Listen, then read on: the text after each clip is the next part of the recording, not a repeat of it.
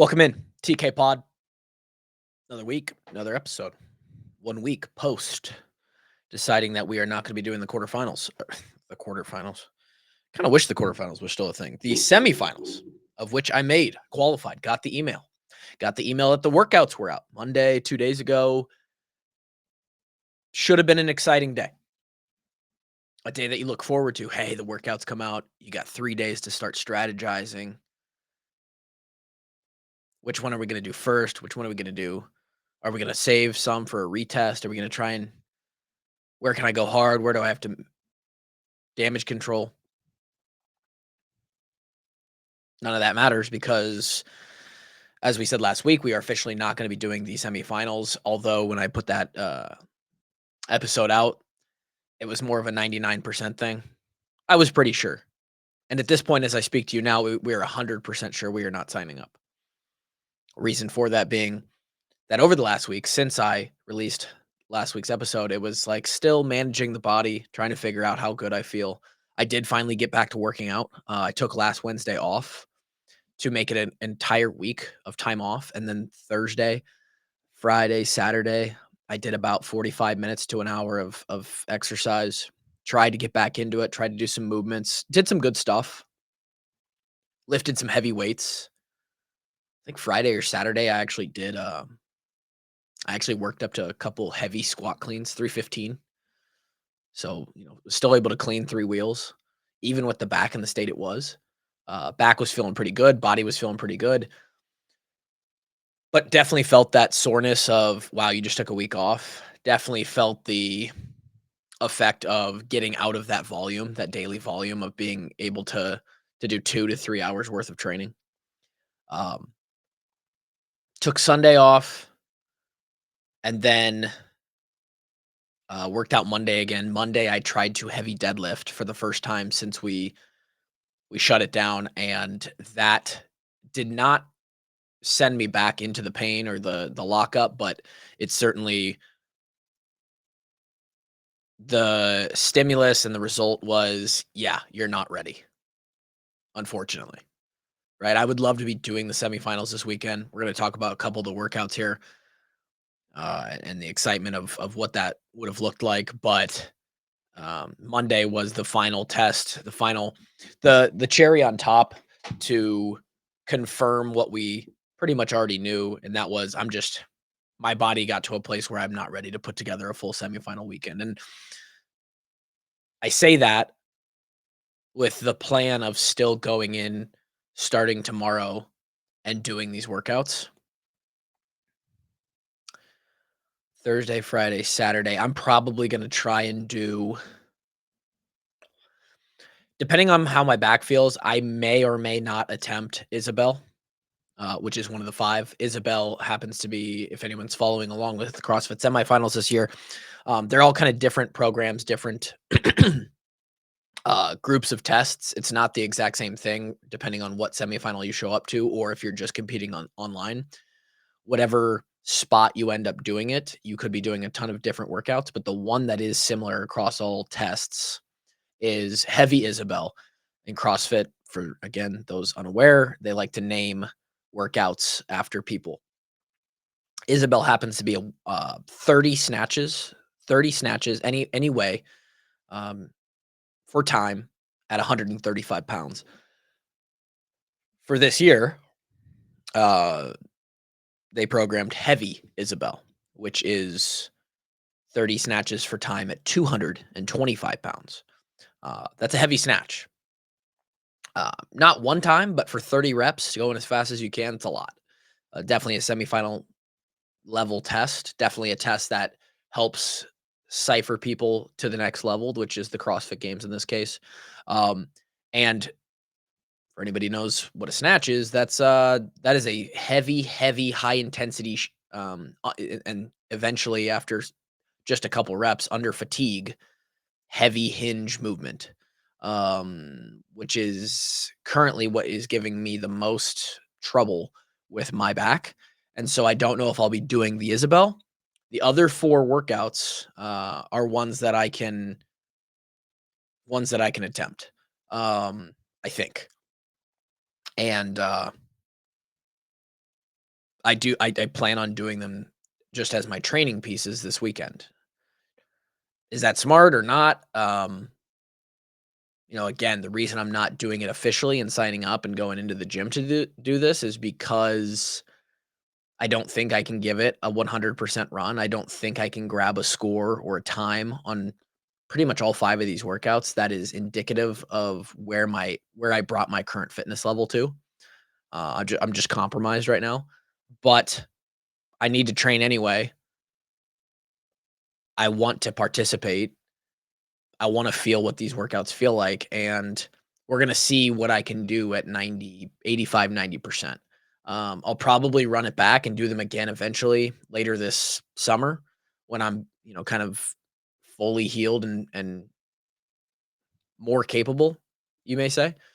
But, yeah, I'm probably gonna give a few of them a run.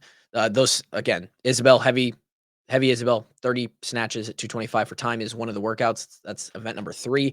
The first one is a 15-minute AMRAP, 3 ring muscle up, 3 back squat at 275, ugh, 30-foot handstand walk, 6, 30-foot handstand walk, 9, 9, 30, 12. The ring muscle ups and back squats go up by 3 reps every round, and you just keep rotating through until 15 minutes is up, as many reps as possible, many rounds.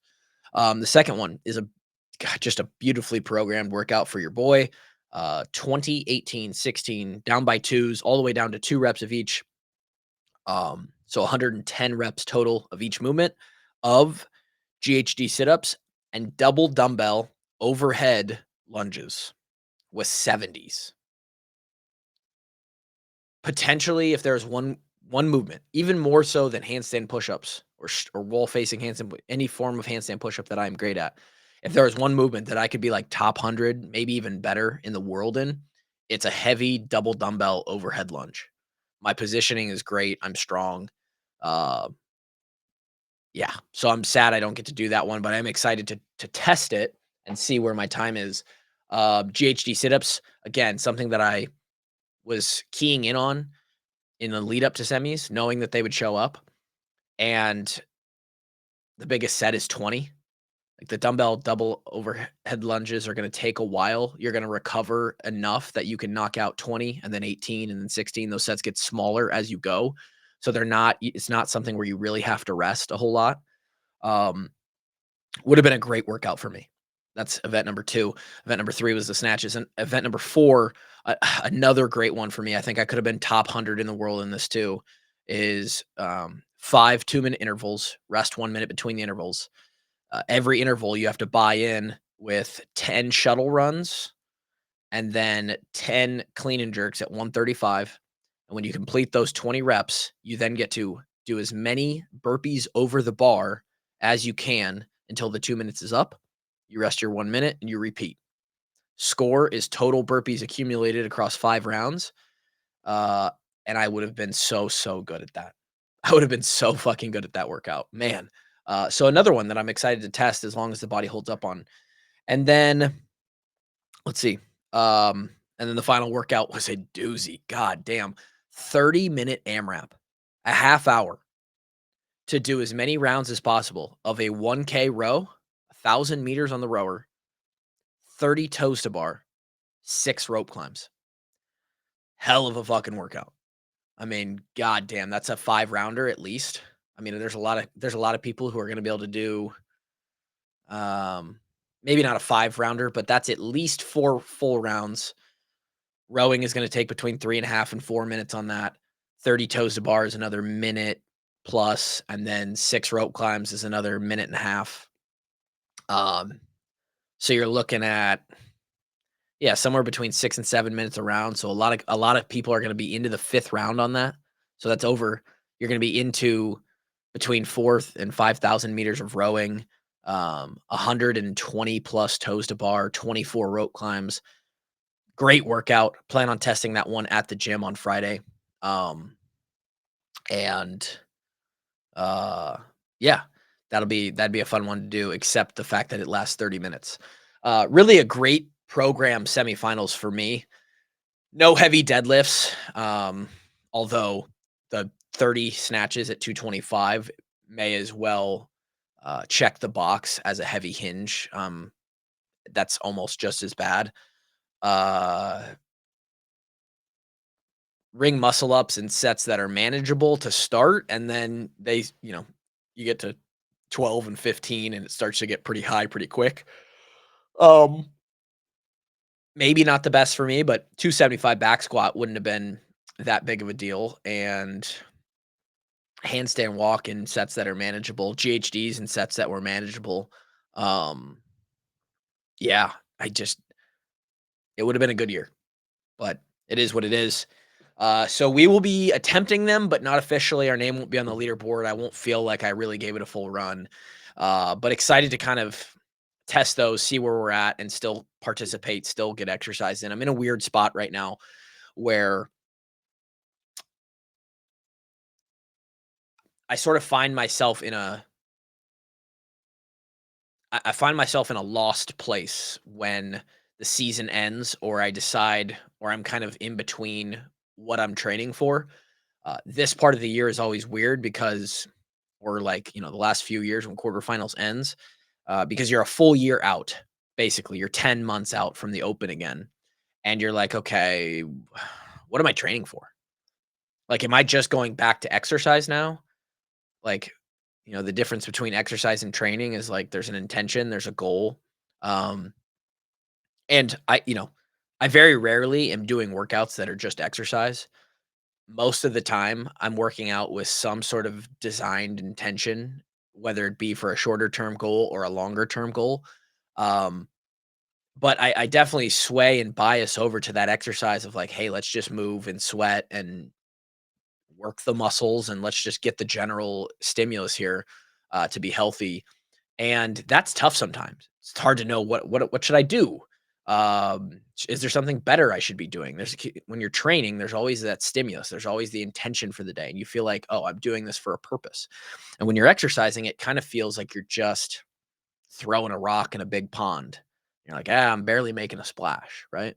Um, and that's okay. That's just a mental thing that I have to get through because I've been so deep into the training mindset for the last hour, two a days basically for this entire year.